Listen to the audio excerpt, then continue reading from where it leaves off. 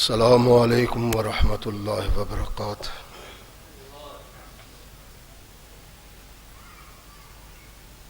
الحمد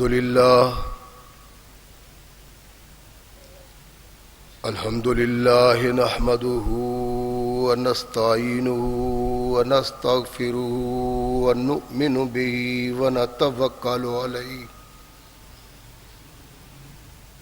ونعوذ باللہ من شرور انفسنا ومن سیئات اعمالنا من يهده الله فلا مضل له ومن يضلل فلا هادي له ونشهد أن لا إله إلا الله وحده لا شريك له ونشهد أن محمدا عبده ورسوله أما بعد فأحسن الحديث كتاب الله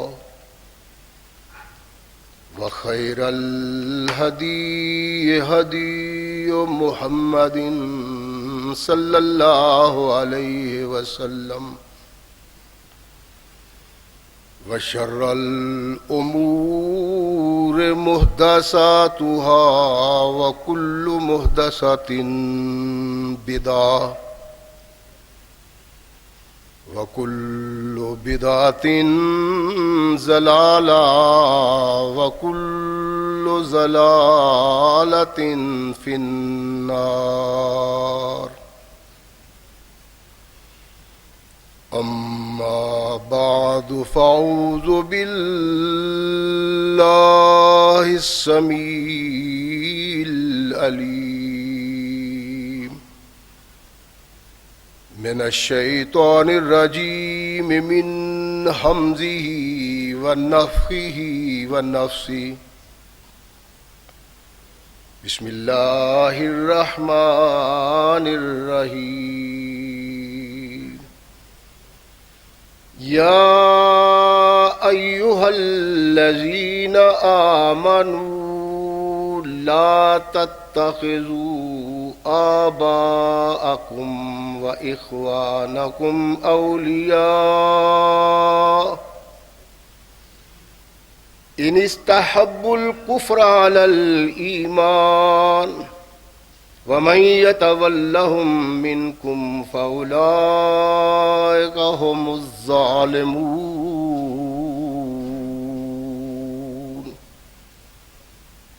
صدق اللہ مولانا العظیم وصدق رسولہ النبی الکریم۔ ہر قسم کی حمد و ثنا، تعریفات و توصیفات اس خالق و مالک کے لیے ہیں کہ جس نے اس ساری کائنات کو تخلیق دیا۔ کروڑوں درود و سلام اس ہستی اقدس و مقدس پہ کہ جس کا نام نامی اسم گرامی ہے محمد۔ لاکھوں رحمتیں ان نفوس قدسیہ پہ کہ جنہوں نے سرور کائنات علیہ الصلاۃ والسلام سے اس ضابطۂ حیات کو وصول کیا اور اس کو ہم تک پہنچانے کے لیے اپنا تن من دن قربان کر دیا۔ اللہ کی یہ بہت بڑی کرم نوازی ہے کہ اس نے اس ضابطۂ حیات کو ہم تک پہنچانے کے لیے ایسے مضبوط ذرائع اور اسباب استعمال فرمائے کہ ان کی موجودگی میں ہم ببانگ دہل کہہ سکتے ہیں کہ یہ ضابطۂ حیات جو آج قرآن کی صورت میں ہمارے ہاتھوں میں موجود ہے، یہ وہی ضابطۂ حیات ہے جو آج سے کم و بیش 1450 سال پہلے نبی کائنات رسول ثقلین حضرت محمد رسول اللہ صلی اللہ علیہ وآلہ وسلم پہ انسانوں کی رشد و ہدایت کے لیے نازل ہوا۔ اللہ کی اس کرم نوازی پہ ہم جس قدر بھی اس کا شکریہ ادا کریں، کما حق کا ہو اس کا شکریہ ادا نہیں ہوتا، اس لیے کہ یہ ضابطۂ حیات وہ دستور المتقی ہے کہ اگر انسان اس سے تعلق پیدا کر لے تو یہ قرآن اس کی دنیاوی زندگی میں ایک عظیم انقلاب پیدا کر دیتا ہے، اور اگر اس کو اپنے جسم و روح پہ جاری و طاری کر لیا جائے تو یہی وہ ضابطۂ حیات ہے جو انسان کو دنیا کے ساتھ ساتھ عقبہ کی کامیابی کی ضمانت بھی دیتا ہے۔ مگر صدحیف ایسے ضابطۂ حیات کی موجودگی کے باوجود آج ہم تختہ عرش پہ ایسی بد نصیبی کی زندگی بسر کر رہے ہیں کہ شاید کوئی دوسری قوم اتنی بد نصیب نہ ہو۔ سبب کچھ اور ہے کہ جس کو تو سمجھتا ہے، زوال بندہ مومن کا بے زری سے نہیں، اپنی ذلت و نقبت کو اگر ہم پانا چاہیں تو چند لمحات اپنے گریبان میں جھانکنے کی ضرورت ہے۔ یہ قرآن ان لوگوں پہ نازل ہوا ایک ضابطۂ حیات کی صورت میں جو انسانیت سے بہت دور بستے تھے، جن کو شعور اور آگہی نہیں تھی، جو لوگ اپنی بچیوں کو زندہ زمین میں درگور کر دیتے تھے، جو لوگ اپنے باپ کے مر جانے کے بعد اپنی ماں سے نکاح کر لیتے تھے، ایسے بدو جہل لوگ انسانیت سے کوسوں دور جب اس قرآن کے ساتھ متعلق ہوئے تو اللہ نے زمین سے اٹھا کے انہیں آسمان پہ پہنچا دیا، اور وہ تمام کائنات کے انسانوں کے رہنما بن گئے۔ آج قرآن سے تعلق رکھنے والی قوم اگر ان کا ذکر کرتی ہے تو ان کے سر فخر سے بلند ہو جاتے ہیں کہ یہ ہمارے آباء و اجداد تھے، یہ ہمارے سلف تھے، یہ ہمارے بڑے تھے۔ لیکن ہم کیا ہیں، یہ کبھی سوچا نہیں۔ سوچنے کی ضرورت ہے، غور و فکر کرنے کی ضرورت ہے۔ اللہ کہتے ہیں کہ ایمان والے لوگوں، ایک ضابطۂ حیات تمہارے سامنے رکھتا ہوں، اگر اس پہ عمل پیرا ہوگے تو تمہیں وہ عزت دوں گا، اس وقار سے نوازوں گا، وہ عظمت دوں گا کہ اس کا کوئی انسان سوچ تو سکتا ہے، پا نہیں سکتا۔ پائے گا تبھی اگر اس قرآن سے اس کا تعلق پیدا ہوگا، اس قرآن کو پیش نگاہ رکھے گا، اس قرآن کو اپنا اوڑھنا اور بچھونا بنائے گا۔ اگر اس سے ہٹ کے زندگی بسر کرتا ہے اپنی خواہش کے مطابق، اپنی سوچ کے مطابق، اپنی فکر کے مطابق، تو وہ مقام اور مرتبہ نہیں پا سکتا جو مقام و مرتبہ اس قرآن کو پیش نگاہ رکھنے والے محمد الرسول اللہ کے صحابہ نے پایا تھا۔ رحمت کائنات محمد رسول اللہ صلی اللہ علیہ وسلم پہ جب یہ قرآن نازل ہوا تو اس وقت ان لوگوں میں اپنے عزیز و اقارب کے لیے محبت کے جذبات موجود تھے، ہمدردی موجود تھی، اللہ نے کہا یہ کوئی ایمان نہیں کہ تم ان سے محبت کا اظہار کرتے ہو، تم ان سے پیار کرتے ہو، تم ان کو اپنا سمجھتے ہو۔ سن لو، مومن وہ ہے، ایماندار وہ ہے جو آئین قرآن کے مقابلہ میں، فرمان رسول کے مقابلہ میں نہ اپنے باپ کو ترجیح دے، نہ اپنی ماں کو ترجیح دے، نہ بہن بھائیوں کو، نہ کنبے و خاندان کو، نہ عزیز و اقارب کو۔ اگر اس کے سامنے قابل ترجیح کوئی شخصیت ہے تو وہ کائنات کے آقا محمد رسول اللہ کی ذات ہے۔ جو اس طرح قرآن کے ساتھ تعلق پیدا کرتا ہے، اللہ کہتے ہیں وہ میرا بندہ ہے،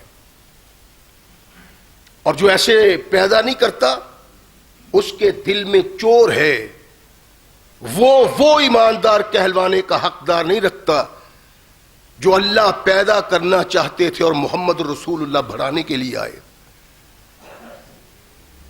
اس آیہ مقدسہ کے مطابق زندگی بسر کرنا بہت بڑی ایمانی قوت کے سبب ہے، اور جو یوں زندگی بسر کرتا ہے وہ سمجھ لے کہ آج دھرتی پہ چلنے پھرنے والا وہ مومن ہے جو مومن اللہ پیدا کرنا چاہتے تھے۔ اور یہ بد نصیبی ہے کہ دور بین سے نہیں، خرد بین سے دیکھیں تو ہمیں ایسا مومن کوئی نظر نہیں آتا الا ماشاء اللہ۔ رحمت کائنات محمد رسول اللہ صلی اللہ علیہ وسلم سے وابستہ ہونے والے وہ لوگ جن کے متعلق اللہ نے کہا میرے محبوب یہ ہم نے منتخب کر کے تمہیں دیے، اللہ کا انتخاب ہیں وہ لوگ، جو لوگ ان کے آئینے میں زندگی بسر کرتے ہیں وہی دراصل مومن اور مسلمان کہلوانے کے حقدار ہیں۔ رحمت کائنات محمد رسول اللہ صلی اللہ علیہ وسلم پہ دور ایسا ہے، مکہ سے آئے، یثرب میں داخل ہوئے، یثرب میں داخل ہوتے ہی وہ یثرب نہیں مدینہ منورہ بن گیا۔ رحمت کائنات علیہ الصلوۃ والسلام مکہ چھوڑ کے آئے تھے، اس علاقے میں مکہ والوں کی دہشت تھی، ان کو بڑی طاقتور قوم سمجھا جاتا تھا، اور ویسے بھی کعبۃ اللہ کے ہونے کے سبب ان کا احترام تھا، عزت تھی۔ رحمت کائنات محمد رسول اللہ صلی اللہ علیہ وسلم جب مکہ چھوڑ کے مدینہ آئے تو مکہ کے چودھریوں نے، سرداروں نے، لیڈروں نے مدینہ کے لیڈروں کی طرف، قائدوں کی طرف پیغام بھیجا، خط بھیجا کہ دیکھو ہمارے آئے لوگ تمہارے پاس آ کے بس رہے ہیں، ان کو مدینہ سے نکالو، اگر ایسا نہیں تو پھر ہم تم پہ حملہ کریں گے اور تمہاری اینٹ سے اینٹ بجا دیں گے، نکالو محمد کو یہاں صلی اللہ علیہ وسلم۔ رحمت کائنات محمد رسول اللہ صلی اللہ علیہ وسلم کو ایسی شخصیت نہیں تھی جس سے ویسے ہی لوگ متعلق ہو گئے۔ کائنات کے آقا محمد رسول اللہ کا کردار ایسا تھا کہ کوئی انسان دیکھنے کے بعد جدا ہونے کا تصور بھی نہیں کر سکتا۔ ایسا ہو سکتا تھا کہ عبداللہ بن ابی تو منافق تھا، لیکن اسے علم تھا جو کائنات کے آقا محمد رسول اللہ کے دامن سے وابستہ ہو گئے ان کو کائنات کی کوئی طاقت، کوئی ڈر، کوئی خوف محمد الرسول اللہ سے جدا نہیں کر سکتا، اور جو اس پہاڑ سے ٹکرائے گا وہ پاش پاش ہو جائے گا۔ اگر یہ نہ ہوتا تو وہ دعوت دیتا مکہ والوں کو اور مدینہ سے نکالتا محمد رسول اللہ کو صلی اللہ علیہ وسلم۔ اللہ کے نبی علیہ الصلوۃ والسلام کے ساتھی ایسے ساتھی تھے کہ ایسے ساتھی آدم سے لے کر محمد رسول اللہ تک کسی کو نصیب نہیں ہوئے، اور میرے آقا سے لے کر قیامت تک ایسے لوگ پیدا ہو ہی نہیں سکتے۔ رحمت کائنات محمد رسول اللہ صلی اللہ علیہ وسلم متوحش ہیں۔ صحابہ اکرام اس دور میں ہتھیار اپنی چارپائی پہ لے کے سوتے تھے، پتہ نہیں کب آواز پڑ جائے، کب حملہ ہو جائے، کب مقابلہ کرنا پڑے، اپنے ہتھیار اپنے ساتھ اپنی چارپائی رکھتے۔ اور رحمت کائنات محمد رسول اللہ صلی اللہ علیہ وسلم کے گھر کی محافظت کرتے کہ کوئی رات کی تاریکی میں محمد رسول اللہ کو نقصان نہ پہنچا دے۔ اللہ کے نبی نے یہ ڈیوٹی نہیں لگائی، صحابہ کی اپنی سوچ ہے۔ سیدہ طاہرہ عائشہ صدیقہ رضی اللہ تعالی عنہ کہتی ہیں کہ ایک دن ایسا آیا ان لیل و نہار میں کہ محمد رسول اللہ کو نیند نہیں آتی، کچھ دباؤ ہے، پریشانی ہے۔ اللہ کے نبی نے کہا کاش آج کوئی مرد صالحہ محمد کے گھر کی حفاظت کرے صلی اللہ علیہ وسلم۔ عائشہ صدیقہ کہتی ہیں کہ ابھی زیادہ وقت نہیں گزرا کہ ہم نے اسلحے کی جھنکار سنی، ایسا محسوس ہوتا تھا کوئی مسلح آدمی گھر کے ارد گرد چل پھر رہا ہے۔ من رحمت کائنات محمد رسول اللہ نے ارشاد فرمایا، عرصہ کی انا سعد بن وقاص نے یا رسول اللہ، اللہ کے نبی میں سعد ہوں، ابھی وقاص کا بیٹا۔ ارشاد فرمایا کیا کرتے ہو؟ کہنے لگا اللہ کا نبی آج دل میں یہ خوف پیدا ہوا کہ کوئی کافر، کوئی دشمن میرے آقا محمد الرسول اللہ پہ حملہ آور نہ ہو جائے۔ اللہ کے نبی چارپائی کو چھوڑا، نرم و گرم بستر کو چھوڑا، اپنے آرام کو چھوڑا، اپنے آقا کی حفاظت کے لیے آ گیا۔ سیدہ کہتی ہیں اللہ کے نبی محمد الرسول اللہ مسکرائے اور ساتھ کے لیے اپنے اللہ سے دعا کی، کہا وہ کائنات کا آقا جو ساری رات کروٹیں بدلتا رہا، اس کو نیند نہیں آ رہی تھی، جب پتا چلا کہ سعد ابن وقاص میری حفاظت کے لیے موجود ہے تو یوں اللہ کے نبی محمد الرسول اللہ سکون سے سو گئے جیسے کوئی کام ہوا ہی نہیں۔ یہ بڑا خوش نصیب انسان ہے۔ صحابہ کو کوئی پوچھنے والا، ان کی پہچان کرنے والا، ان کو جاننے والا، ان کو دیکھنے والا، اگر عقل ہو، شعور ہو، دل میں ایمان ہو تو کسی بھی صحابی کا ہر پہلو اس کو یہ بتاتا ہے کہ کائنات میں ایسے ساتھی کسی دوسرے انسان کے نہیں۔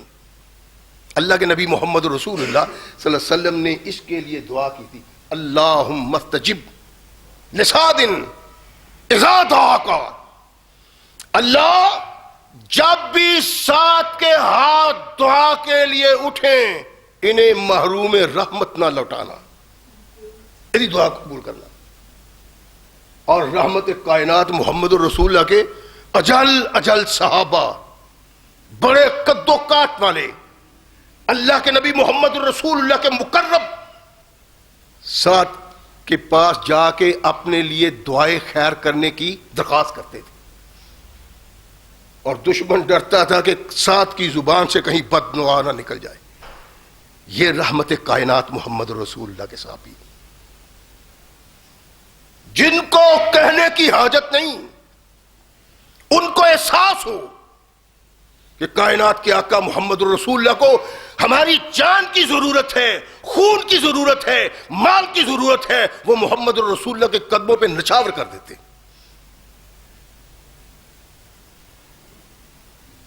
رحمت کائنات محمد رسول اللہ صلی اللہ علیہ وسلم کو پریشان کر دیا مکہ کے لوگوں نے، جینا دو بر کر دیا، انتہا کر دی کہ کوئی مکہ کا آدمی اور مکہ میں کے قرب و جوار میں بسنے والا، کوئی باہر سے آنے والا، سبزی بیچنے والا، دال بیچنے والا، کچھ بیچنے والا، وہ محمد کے ساتھ سودا نہیں کر سکتا۔ خبردار، یہاں تک کہ ثقلین کے تاجدار محمد رسول اللہ صلی اللہ علیہ وسلم مجبور ہو گئے شیب ہاشم میں جانے کے لیے۔ ہاشمی اور مطلبی یہ شیب ہاشم میں چلے گئے، اور مکہ والوں کا مکاتیا قطع تعلقی انہی سے اور کسی سے نہیں۔ لیکن ان لوگوں میں ایک ایسا بھی شخص تھا جس نے کہا یہ ممکن نہیں ہے، میں آزاد کھاتا پیتا مکہ کی گلیوں اور بازاروں میں چلوں اور محمد قیدیوں کی طرح شیب ہاشم میں رہیں۔ اس میں تو کوئی پابندی نہیں تھی، لیکن اس نے پابندی قبول کی کہ آقا جیسے آپ رہیں گے میں بھی رہوں گا، جو آپ کھائیں گے میں بھی کھاؤں گا، اگر آپ بھوکے رہے تو میں بھی بھوکا رہوں گا۔ 3 سال تک نبی کائنات محمد رسول اللہ صلی اللہ علیہ وسلم کے ساتھ شیب ہاشم میں رہا، اور حالات کیا ہے؟ باہر سے کوئی آتا ہے، وہ اس خاندان کے ساتھ، ہاشمیوں کے ساتھ، مطلبیوں کے ساتھ کاروبار نہیں کر سکتا، نہ کوئی سبزی دے سکتا ہے، نہ کوئی گندم دے سکتا ہے، نہ کوئی جو دے سکتا ہے، نہ کوئی کھجور دے سکتا ہے، کوئی بھی چیز جو کھانے کے قابل ہو ان تک نہیں پہنچتی۔ اور یہ کس طرح گزارا کرتے ہیں؟ 3 سال تک کائنات کے آقا محمد رسول اللہ اور ان کے ساتھیوں نے درختوں کے پتے کھا کے گزارا کیے، اور وہ کہتے ہیں کہ ہم جب رفع حاجت کرتے تھے تو اس طرح مینگنیاں ہوتی تھی جیسے بکری کی ہوتی ہیں، اونٹ کی ہوتی ہیں، پتے کھا کھا کے، گھاس کھا کھا کے۔ نبی کائنات محمد رسول اللہ صلی اللہ علیہ وسلم کا یہ محبوب ساتھی جو آقا کائنات کا بڑا محبوب تھا، بن گیا اپنے کردار سے۔ اگر انسان کا کردار ہو، اس کے لیل و نہار میں اس کے ساتھ تعلق رکھنے والے ایسے پیدا ہوتے ہیں جو اس کے لیے سب کچھ قربان کر سکتے ہیں۔ یہ تو محمد رسول اللہ کی ذات ہے صلی اللہ علیہ وسلم۔ بھوکا رہتے ان کے ساتھ، کہتے بھوک سے میں نڈھال بدحال، وہ تم اپنے گھر چلے جاؤ، تیرے ساتھ تو مکہ والوں کا مکاتا ہی نہیں ہے، تیرے ساتھ انہوں نے قطع تعلقی کی نہیں ہے، تیری کیا لڑائی ہے ان سے؟ جاؤ اپنے گھر، اچھی چیز کھاؤ، اچھی روٹی کھاؤ، اچھا کھانا کھاؤ، تمہیں کون کہتا ہے؟ لیکن وہ محمد رسول اللہ صلی اللہ علیہ وسلم سے ایسی محبت کرنے والا بھوک سے نڈھال ہو گیا۔ کہتے ہیں میں باہر جا رہا ہوں، میں نے دیکھا کہ ایک چمڑا پڑا ہوا، چمڑا سوکھا ہوا چمڑا، کہتے ہیں میں نے اسے لیا اور اس کو پانی سے صاف کیا، آگ میں جلایا اور اس کو پیس کے پانی میں گھول کے پی لیا جیسے ستو پیے جاتے ہیں۔ اور سبب کیا تھا؟ ایسا کیوں ہوا؟ وہ ایسا اس لیے تھا کہ آنے والے لوگوں کو بتلایا جائے اگر تم محمد سے تعلق رکھتے ہو، رشتہ رکھتے ہو، ان سے جڑ گئے ہو، تو تمہاری زندگی میں ان کے علاوہ کوئی دوسری شخصیت داخل ہی نہیں ہونی چاہیے۔ یہ کردار تھا جو محمد رسول اللہ صلی اللہ علیہ وسلم کے اس محبوب نے۔ مکہ کی وادی میں رسول ثقلین علیہ الصلوۃ والسلام کے ساتھی اللہ کے نبی کے صحابی چھپ چھپ کے عبادت کیا کرتے تھے. مکہ کی گلیوں اور بازاروں میں تو پتہ چل جائے گا, حرم کعبہ میں تو پتہ چل جائے گا, کیا کریں؟ دور وادیوں میں نکل جاتے ہیں اور جا کے چھپ کے عبادت کرتے ہیں. یہ شیر دل انسان ہے, ایسے جری بہادر نڈر کم ہوتے ہیں, لیکن حالات ایسے ہیں کہ وہ حالات کا سامنا نہیں کر سکتا. جس طرح دوسرے مسلمان چھپ کے عبادت کرتے ہیں, یہ بھی عبادت کرتا ہے. اپنے ساتھیوں کو لیا, کچھ صحابہ کو, اور ایک گھاٹی میں جا کے اللہ کی عبادت کر رہے ہیں. چلتے پھرتے کچھ کافر ادھر نکل آئے, دیکھا کہ مسلمان عبادت کر رہے ہیں. وہ ان پہ تان کے نشتر تیر مارتے ہیں. کیا بات ہے تمہارے دین کی, واہ اللہ والو, اور اپنے رب کی عبادت تم یوں چھپ کے کرتے ہو کہ کوئی تمہیں دیکھ نہ سکے. بڑا طاقتور ہے تمہارا رب, ساری دنیا میں تم نے حکمرانی کرنی ہے, قیادت کرو گے تم انسانوں کی, اور یوں گھاٹیوں میں چھپ چھپ کے عبادت کرتے ہو. باتیں ہوئی, پھر تلخی ہوئی. پھر سعد رضی اللہ تعالیٰ عنہ اٹھے, ایک اونٹ کے جبڑے کی ہڈی پڑی تھی, ساتھی کمزور ہیں. ایک مرد مومن جب غیرت ایمانی آتی ہے وہ ہڈی پڑ کے ان پہ پل پڑے, اتنا لڑے کہ وہاں سے کافروں کو بھگا دیا. علامہ ابن اسیر کہتے ہیں کہ اسلام کے دفاع میں اگر کسی کافر کا خون سب سے پہلے کسی نے بہایا ہے وہ سعد بن ابی وقاص تھے.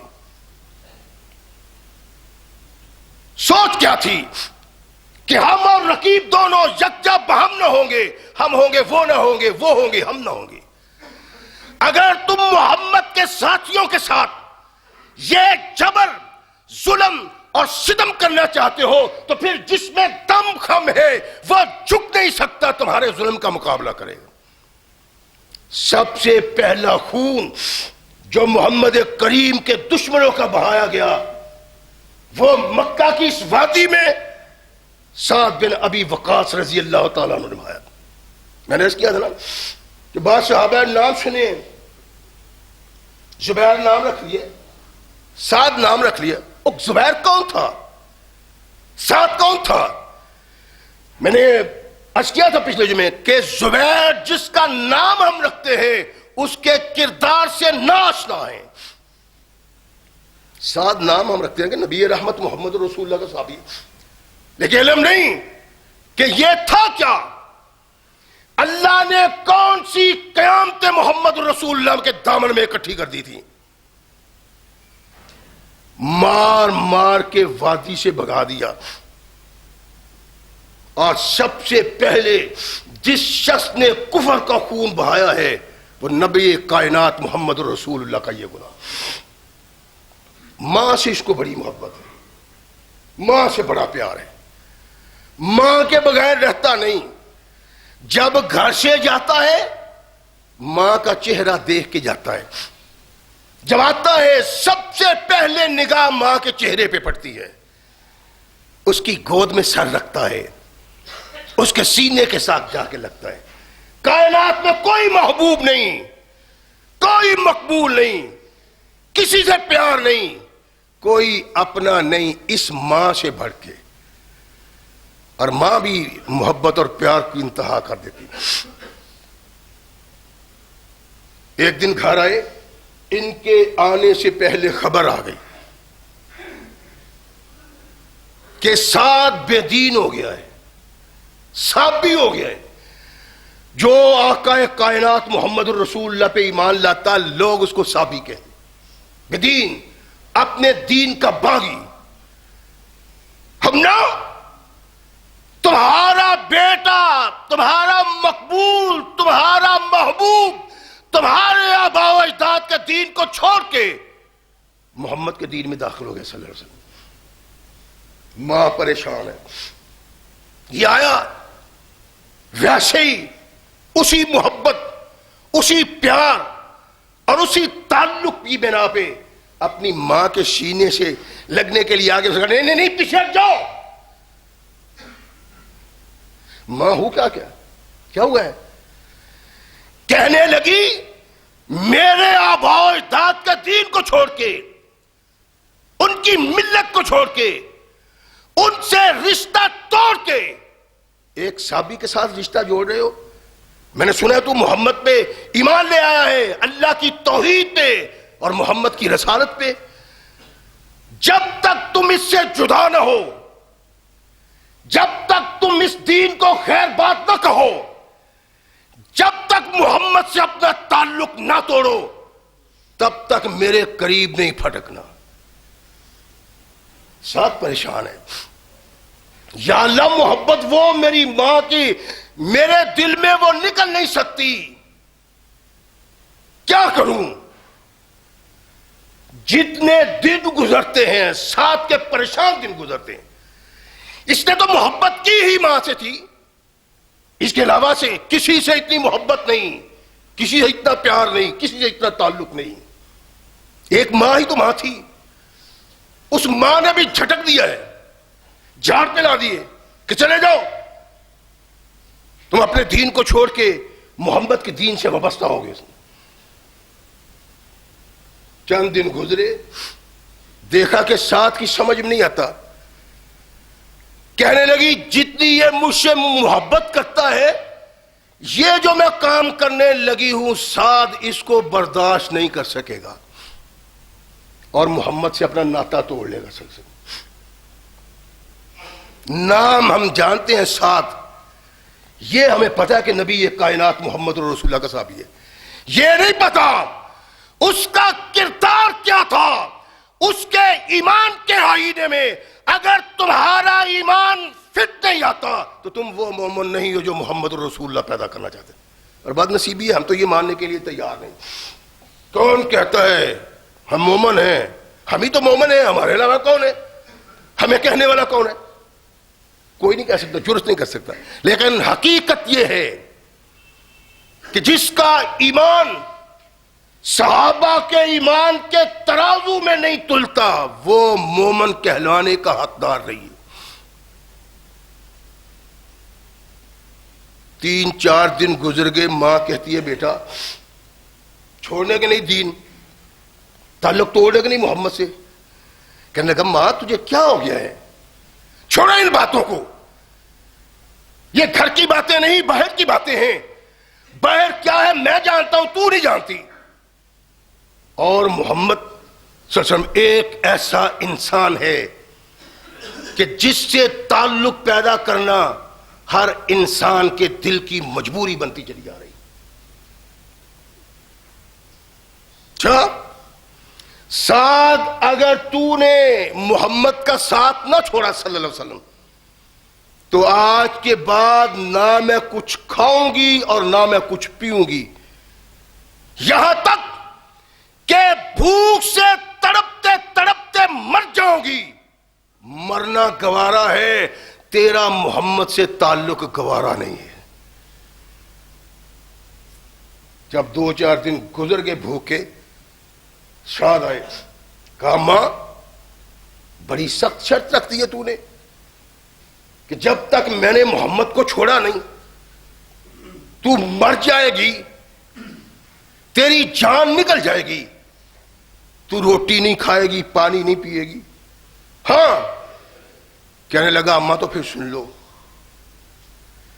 اگر تیرے جسم میں 1000 جان ہو اور ہر جان تجھے تڑپا تڑپا کے نکلے، اماں 1000 بار تیرا تڑپنا گوارا ہے، محمد سے تعلق توڑنا گوارا نہیں. یہ صحابہ رسول ان کو کہتے ہیں صحابی. اور جو کائنات کا دجال محمد کے صحابہ پہ تان کرتا ہے اس کا ایمان تباہ ہو جاتا ہے، اس کی غیرت برباد ہو جاتی ہے. وہ ایمان سے یوں نکل جاتا ہے جیسے آٹے سے بال نکل جاتا ہے. ایسے کائنات میں اللہ نے کسی کو ساتھی دیے نہیں جو ساتھی محمد رسول اللہ کے ہیں. مختلف ہیلوں بہانوں سے، مختلف اندازوں سے، مختلف حدیثوں سے گٹھ جوڑ کر کے ادھر کی ادھر ملا کے کہتے ہیں یہ صحابہ میں آخر کمی تھی نا، اور صحابہ کی لاکھ کمی تیرے آسمان جیسے ایمان سے بڑھ کے وہ بھی بہتر ہے. رحمت کائنات محمد رسول اللہ صلی اللہ علیہ وسلم نے جب صحابہ پہ ظلم و ستم کی انتہا کو دیکھا، صحابی تو برداشت کرتے ہیں، رحمت کائنات محمد رسول اللہ کو برداشت نہیں ہوا.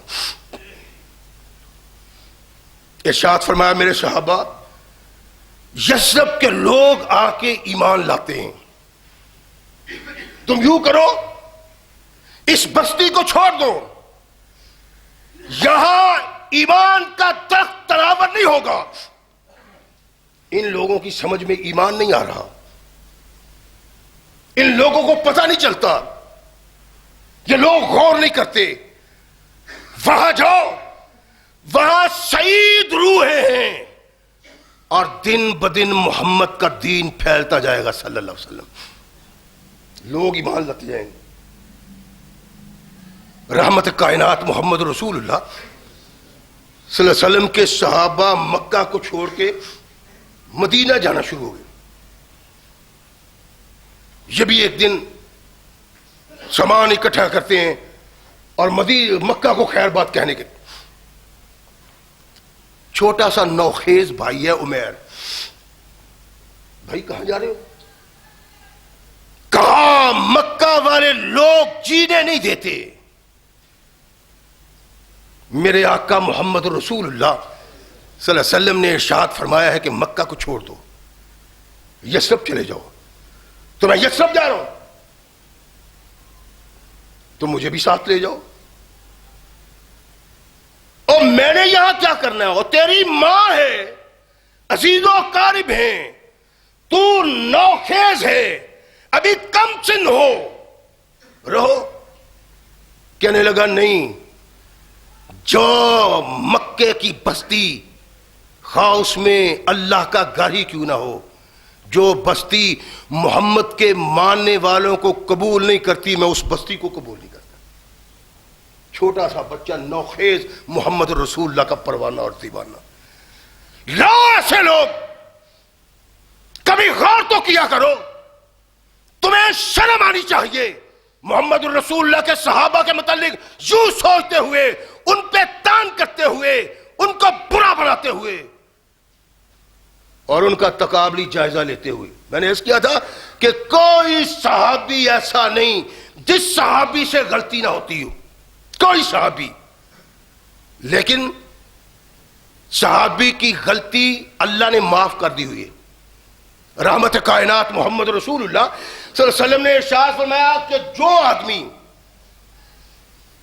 اجتہاد کرتا ہے اور اس کا اجتہاد ہوتا ہے صحیح، یعنی کوئی مسئلہ پیدا ہو جاتا ہے، اس مسئلہ کا حل کرتا ہے قرآن و سنت کے مطابق، حل ہوتا ہے صحیح، ارشاد فرمایا اسے 2 گنا ثواب ملتا ہے.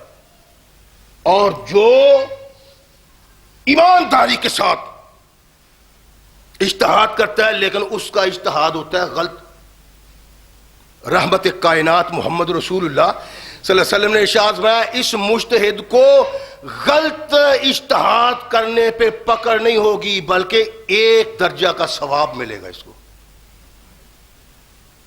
تمام ثقلین کے تاجدار کے صحابہ مجتہد تھے، جس سے جو کمی بیشی ہو گئی، تو ٹھیکیدار ہے، وہ اپنے اللہ کے پاس چلے گئے، اللہ جانے اور وہ جانے. بھئی میں جی ماشاءاللہ اہل سنت ہوں، اچھا جی کیا ہے؟ اور دیکھیں جی تھوڑی بہتی غلطی ہو گئی حضرت عثمان سے، ابو بکر صدیق سے،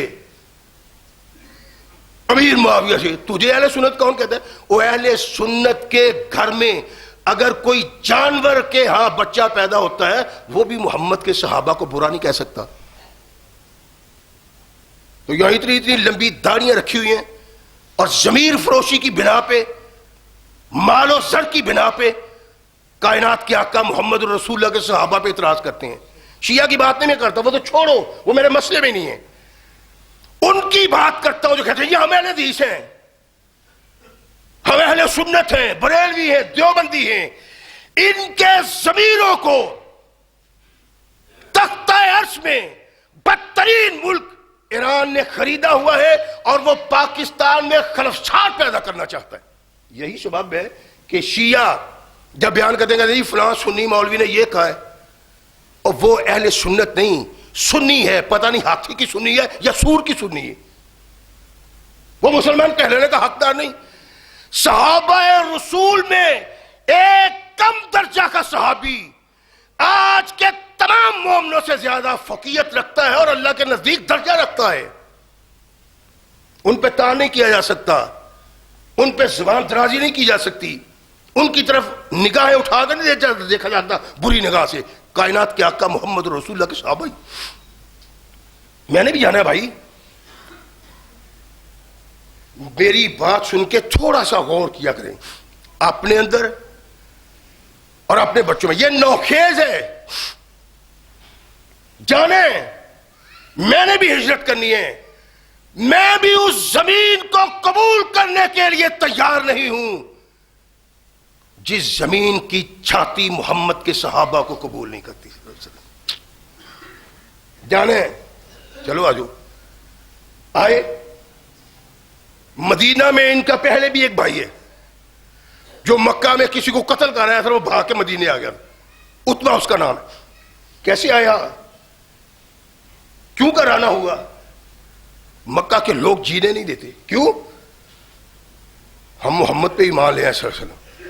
وہ کہنے لگا یار کیسی باتیں کرتے ہو, رہو 100 بار, میرا خون ہو, میری جان ہو, میری روح ہو, میرا جسم ہو, میں نہیں چاہتا کوئی ہاتھ تمہاری طرف بڑھے. لیکن یار تم سوچتے کیوں نہیں ہو, سارے ہمارے آباء و اجداد غلط تھے, ان کی عقل, ان کا شعور, ان کا فہم و فراست سوچتے کیوں نہیں ہو؟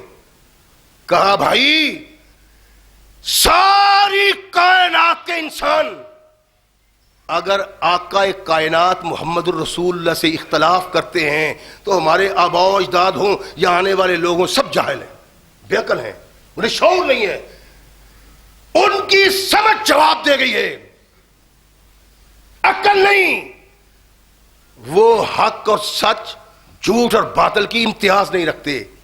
اللہ نے امتیاز کرنے کا ملکہ دیا ہے. رہو بھائی, اپنے بھائی کے پاس رہتے ہیں, اتبا کے پاس. ابھی رحمت کائنات محمد رسول اللہ مکہ میں ہیں. جب اکثر صحابہ غلاموں کے علاوہ آزاد مکہ کو چھوڑ دیتے ہیں تو نبی رحمت محمد رسول اللہ صلی اللہ علیہ وسلم نے ابو بکر صدیق کو کہا کہ چلو ابو بکر ہم بھی چلیں اللہ کے نبی آپ کے ساتھ. فرمایا ہاں اللہ کے نبی, اللہ نے حکم دیا ہے. فرمایا ہاں ابو بکر, اللہ نے مجھے کہا ہے کہ ابو بکر کو اپنے ساتھ لے کے چلو. چلیں سرکار. مدینہ آئے, ڈر خوف مسلط ہے مدینہ کی وادی پہ. پیاس بھی دشمن آیا, آج بھی دشمن آیا, آج بھی دشمن آیا. اس خوف کی زندگی بسر کرتے ہیں کہ ایک دن رحمت کائنات محمد رسول اللہ صلی اللہ علیہ وسلم نے ارشاد فرمایا کہ مکہ کا کفر, مکہ کے جگر گوشہ, مکہ کے سردار محمد کے دین کا پودا اکھاڑنے کے لیے آ رہے ہیں. ان کا مقابلہ کرنا ہے. اللہ کے نبی انسانوں سے نہیں, آپ کہیں پہاڑوں سے ٹکرا جائیں گے, سمندروں میں چھلانگیں گے. انسانوں سے ڈرنے والی کون سی بات ہے؟ اور یہ ایک حقیقت ہے, آپ آزما کے دیکھ لیں, جس کے دل میں اللہ کا خوف ہوتا ہے کائنات کی کسی طاقت کا خوف اس کے دل میں نہیں سماتا. اور محمد کریم کے تو تمام صحابہ ایسے تھے. چلو پھر چلے, میدان میں پہنچے. تو وہاں دیکھا اپنا چھوٹا نوخیز بھائی، چھوٹا سا، وہ چھپتا پھرتا ہے، کبھی اس جھاڑی کے پیچھے، کبھی اس چٹان کے پیچھے، کبھی اس آدمی کے پیچھے. کہا میں کیا بات ہے، چھپتے کیوں؟ اور اللہ کی قسم محمد الرسول اللہ کا صحابی، چاہے وہ چھوٹا سا بچہ ہے، چاہے جوان ہے، چاہے بوڑھا ہے، اس کی مثال کائنات میں کوئی دوسری پیدا ہو نہیں سکتی. نوخیز بچہ ہے، جوان نہیں ہے. ہمارے نوخیز بچے کیا ہیں؟ دن رات کھیلتے ہیں، عیاشیاں کرتے ہیں، برائیوں میں کھوئے ہوئے ہیں.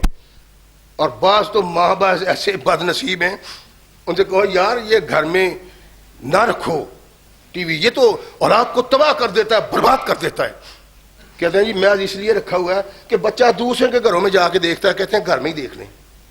یہ مسلمان. اور ان کی سوچ کیا تھی؟ عمیر چپتے کیوں ہو؟ کہنے لگے میری عمر کم ہے، میں نوخیز ہوں، بچہ ہوں، مجھے ڈر ہے میرے آقا نے مجھے دیکھا تو واپس نہ بھیج دیں. یہ کوئی ولیمے کی دعوت ہے؟ تلوار، تیر و تفنگ، موت، گھوڑوں کی ہنہناہٹ، تلواروں کی جنکار، کافر سے ٹکرانا، مرنا یا مار دینا. نوخیز کہتا ہے میں اس لیے چھپتا ہوں کہ میرے آقا محمد رسول اللہ نے مجھے دیکھ لیا تو پھر وہ مجھے واپس بھیج دیں گے. بھائی میں تو چاہتا ہوں میدان قتال میں اللہ کی توحید کا پرچم لہراتے ہوئے کافر سے ٹکرا کے جام شہادت نوش کروں. تم بچوں کو ٹی وی لالا کے گھر میں دو، نیٹ آ رہے ہیں، ایسی ایسی بدکاریاں، بدماشیاں، اور مسلمان کے گھر میں سب چلتا ہے. جھوٹا ہے ملا، کہتے ہیں میں نے تو جب حالات سے آگاہ ہونے کے لیے کیا ہے، اور تو حالات سے آگاہ ہوتا ہوگا، تیرے گھر والے کیا کرتے ہیں بعد میں؟ سب کچھ ہوتا ہے. مومن کبھی یہ نہیں سوچ سکتا جو آج ہمارے ہیں. یہ ذلت، یہ رسوائی، یہ پریشانی اس سبب ہے کہ ہم قرآن کے باغی ہیں اور محمد الرسول اللہ کے باغی. اور تقابل یہ لیتے ہیں محمد الرسول اللہ کے ان صحابہ سے جن صحابہ کا ایمان ایسا تھا کہ آج سارے ایمان ایک ترازو میں ڈال دیے جائیں اس کا مقابلہ نہیں کر سکتے. بھائی اس لیے چھپتا پھرتا ہوں کہ اگر مجھے آقا نے دیکھ لیا نا تو انہوں نے کہا تیری عمر کم ہے، تم چلے جاؤ واپس. جو اس کو خدشہ تھا، جو ڈر تھا، وہ خدشہ پورا ہو گیا. اللہ کے نبی نے دیکھا وہ کم سن بچے، تیرے منہ پہ بھی مسیں بھی نہیں پھوٹی، تم. اللہ کے نبی کم سنی کو کیا کرنا ہے؟ میرا دل بہت بڑا ہے، میں چاہتا ہوں کہ اپنے آقا کے دین کے لیے کفر کی طاقت سے ٹکرا جاؤں، یا ان کو ختم کر دوں یا خود ختم ہو جاؤں. رحمت کائنات محمد رسول اللہ مسکرائے. اللہ کے بندو سوچا کرو، اس دنیا میں نہیں رہنا، جانا ہے. اور زندگی کیسی ہم بسر کر رہے ہیں، ہمارے گھر کیسے ہیں، ہمارے دوست و احباب کیسے ہیں، ہمارے عزیز و اقارب کیسے ہیں، ہمارے رشتہ دار کیسے ہیں؟ کبھی ہم نے سوچا؟ اللہ کے نبی علیہ الصلوۃ والسلام نے ارشاد فرمایا عمیر واپس چلے جاؤ. عرض کرنے لگے میرے آقا میں لڑ سکتا ہوں. اور ساتھ پتہ کیا کہتے ہیں؟ تلوار آپ نے بھی دیکھی ہوگی. ساتھ کہتے ہیں کہ تلوار کا قد میرے بھائی سے زیادہ تھا. اور جو میدان بدر میں اللہ کی توحید کے لیے، دین کی تعلیم کے لیے، اس کی اشاعت کے لیے اپنی جان نذرانے کے طور پہ پیش کرنے کے لیے آتا ہے، جو ہتھیار اس نے استعمال کرنا ہے اس ہتھیار کا طول زیادہ ہے، اس کا کام ہے. کہتے میں تسمے باندھتا ہوں کہ چلو یہ تلوار تو چلا سکے. رحمت کائنات محمد رسول اللہ کا یہ محبوب بچہ جب اللہ کے نبی نے کہا نہیں عمیر جاؤ، بلک بلک کے روتا ہے، سسک سسک کے روتا ہے. آواز بلند ہوئی، کائنات کے آقا محمد رسول اللہ صلی اللہ علیہ وسلم نے کسی نے کہا اللہ کے نبی عمیر تو بہت رو رہا ہے، تو بڑا برا حال ہو گیا. کیوں؟ اللہ کے نبی وہ چاہتا ہے دین کے لیے، قرآن کے لیے، اسلام کے لیے، محمد کے لیے، رب کی توحید کے لیے قربان ہو جائے. رحمت کائنات محمد رسول اللہ صلی اللہ علیہ وسلم نے یہ جذبہ دیکھا تو ارشاد فرمایا کہ اچھا عمیر کو کہو تمہیں اجازت ہے. نوخیز بچے جس کی ابھی مسیں نہیں پھوٹی، بال تو بڑی دور کی بات ہے، اور ہوتا ہے کہ اللہ کے نبی مجھے شہادت سے محروم نہ کریں، میں چاہتا ہوں کہ کافر سے ٹکراؤں اور شہادت پالوں اللہ کے نبی. اور یار کرنے والی باتیں نہیں ہیں. رحمت کائنات محمد رسول اللہ صلی اللہ علیہ وسلم کو اللہ نے ایسے افراد مہیا کیے تھے کہ کائنات میں کسی کو ایسے افراد مہیا نہیں. یہ ایک بچہ نہیں. اس بدر کے میدان میں اور بھی 2 بچے ہیں، معاذ و معوذ. اللہ کے نبی نے ان کو بھی کہا واپس چلے جاؤ. اللہ کے نبی ہم جوان ہیں. وہ جس کو آپ نے اجازت دی ہے اسے اللہ کے نبی میں طاقتور ہوں. تاریخ بھی عجیب ہے. اگر ایمان کو جلا چاہو تو پڑھ کے دیکھو اس رخ سے کائنات کے آقا محمد رسول اللہ کو اللہ نے کیا دیا تھا.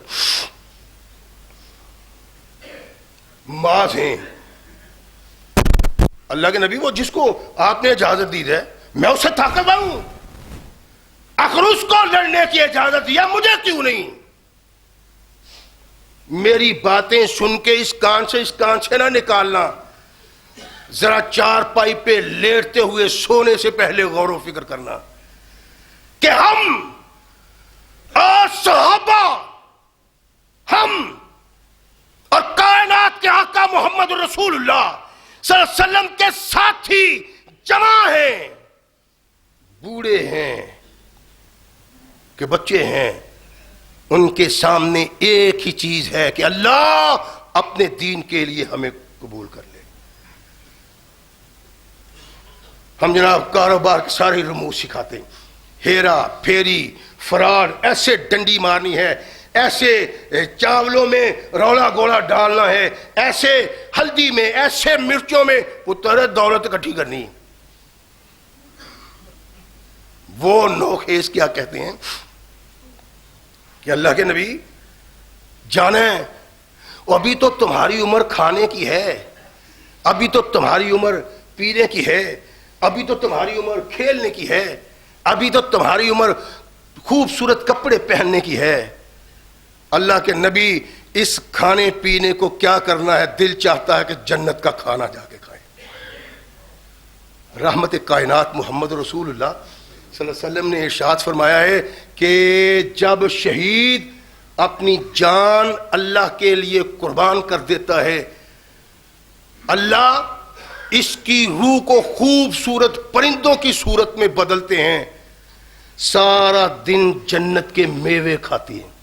ہم نے کبھی جا کے کرنا ہے پتہ نہیں قیامت کب آئے گی، کب اٹھیں گے، کب حشر ہوگا، کب سوال و جواب ہوگا، کب جنت میں جانا نصیب ہوگا. یہ صحابی، یہ بچہ، یہ معصوم، یہ ضعیف کیوں اتنا پریشان ہے؟ کہتے ہیں اللہ کے نبی اس کھانے کو کیا کرنا ہے، اس پہننے کو کیا کرنا ہے، اس کی حیثیت کیا ہے؟ میں تو چاہتا ہوں کہ جنت کا جا کے سب کچھ پہنوں. رحمت کائنات نے ارشاد میں نہیں آئی کوئی بچہ ہے کہ اللہ کے نبی اس کو آپ نے اجازت دی ہے نا، اس کی کشتی مجھ سے کروا لیں. اچھا چلو کشتی کرو. ایک روایت ایسی بھی آتی ہے کہ اس نے اپنے ساتھی کے کان میں کہا سنو تو خوش نصیب ہے جو اپنے محمد کے لیے قربان ہونے کو قبول کر لیا گیا ہے، مجھے بد نصیب نہ بنا دینا، گر جا تاکہ میں بھی تیرے ساتھ جنت کا نظارہ کر سکوں گا. کان میں اس کے کہا تو طاقتور ہے، میں تجھے گرا نہیں سکتا، لیکن مجھے اس عظمت کو حاصل کرنے کے لیے، اس رفعت کو حاصل کرنے کے لیے، اس مقام و مرتبہ کو حاصل کرنے کے لیے میرے نیچے گر جا. پکڑ دکڑ ہوئی. 2 جوان کشتی کے جوان نہیں، بچے چھوٹے چھوٹے بچے جن کی مچھیں نہیں پھٹی کشتی کرتے ہیں، ان کی کشتی کا منصف کائنات کا آقا محمد رسول اللہ صلی اللہ علیہ وسلم گرا دیا۔ اللہ کے نبی اب فرمایا ٹھیک ہے تم بھی آؤ۔ دوسرا بھائی کہتا ہے اللہ کے نبی یہ جائے گا تو میں نے بھی جانا ہے۔ اپنے بچوں کی رہنمائی قرآن پڑھتا ہوں نا ترجمہ تو اپنی بد نصیبی پہ روتا ہوں۔ بچے جو آتے ہیں نا ماں باپ نے ان کو بھیج دی، اپنی خواہش سے آتے ہیں، اپنی مرضی سے آتے ہیں، جھڑکو اوکے، اور پھر آتے بھی اتنے نہیں ہیں، کالج سکول ٹیوشن چوری چکاری کر کے بھی دیتے ہیں، دن رات مزدوری میں پس کے اس کو ٹیوشن پڑھاتے ہیں، لیکن مفت قرآن پڑھنے کے لیے کوئی نہیں آتا، اس لیے کہ تجھے پتہ ہی نہیں ہے کہ یہ کیا ہے۔ اللہ کے نبی ہم بھی رحمت کائنات محمد رسول اللہ صلی اللہ علیہ وسلم نے ارشاد فرمایا تم بھی۔ اللہ یہ کیسے لوگ تھے؟ عمیر اس کی نگاہ کسی کمزور کو تلاش نہیں کرتی کہ اچھا وہ جو ہے نا اس کا میں پاسا الٹ پلٹ سکتا ہوں،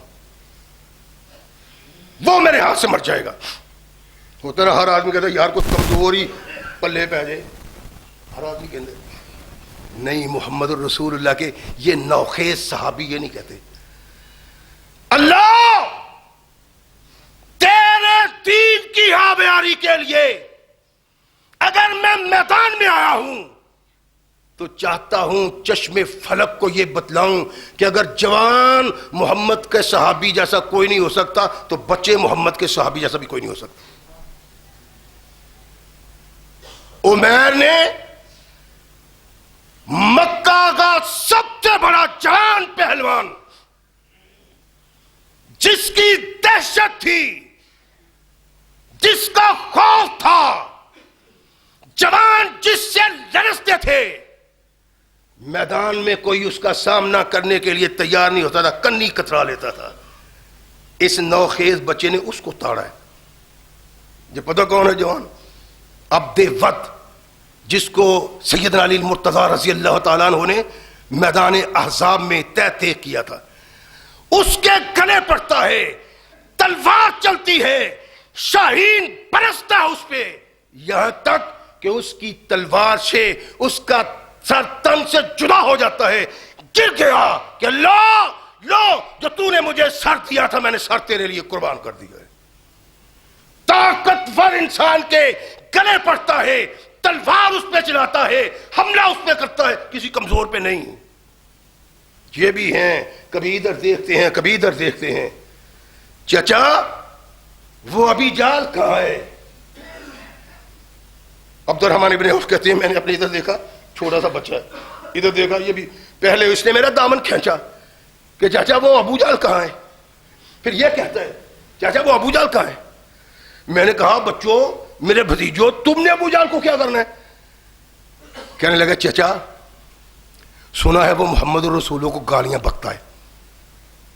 غور فرمائے ذرا، کائنات کے آقا محمد رسول اللہ کے بچے صحابہ پہ ان کا نام تو تب لینا چاہیے جب وضو کیا ہو، اور ان کے متعلق بکواس بھونکنا اور خود کو اہل حدیث کہنا، سنی کہنا، دیوبندی کہنا، مرنے جاتے تمہاری غیرت کا جنازہ نکلا ہوا ہے، بے ضمیر ہو، بیچا ضمیر تم نے، ورنہ قرآن اور محمد رسول اللہ کا فرمان جو ان صحابہ کا وقار، عزت اور عظمت بیان کرتا ہے کائنات میں کوئی نہیں ایسا، آدم سے لے کر محمد رسول اللہ تک، تب سے لے کر اب تک، اور اب سے لے کر قیامت تک کوئی نہیں آ سکتا۔ کہتے ہیں اس کو میں ابھی جواب دے رہا ہوں کہ وہ جو سارا لوہا پہنے ہوئے ہیں نا، صرف اس کی آنکھیں ہی نظر آ رہی ہیں، وہ ابی جہل ہے. یہ کہتے کہ جب وہ ابی جہل کہاں ہے؟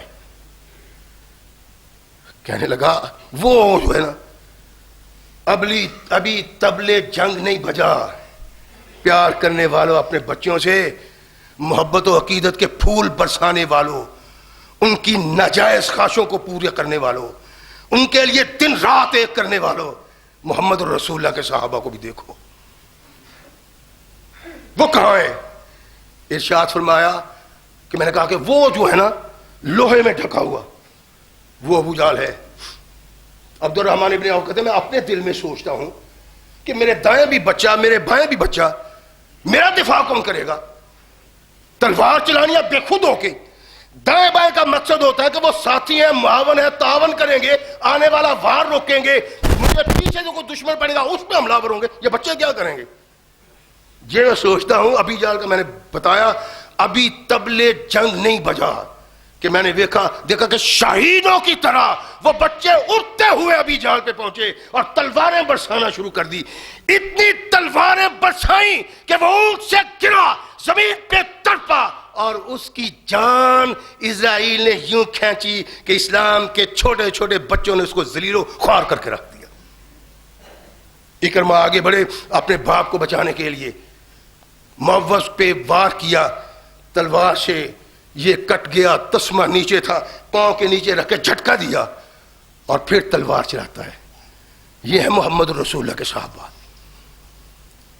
نہ انسا کائنات میں کوئی تھا، نہ ہے، نہ کبھی ہوگا. اور محمد رسول اللہ صلی اللہ علیہ وسلم نے ارشاد فرمایا جس مجلس میں میرے صحابہ کی عزت و وقار کی بات نہ ہو وہ مجلس کوئی اچھی مجلس نہیں. اور رحمت کائنات محمد رسول اللہ نے جو فرمایا وہ اپنی جگہ پہ قرآن کہتا ہے آمنو کما آمن الناس، ایمان ویسے لاؤ جیسے محمد کے صحابہ ایمان لائے. یہ ایمان اللہ کو منظور ہے، یہ ایمان اللہ کو قبول ہے، اور اسی ایمان کے لیے محمد رسول اللہ صلی اللہ علیہ وسلم تشریف لائے. اللہ ہمیں صحابہ کے نقش قدم پہ چلنے کی توفیق عطا فرمائے. وآخر دعوانا الحمدللہ.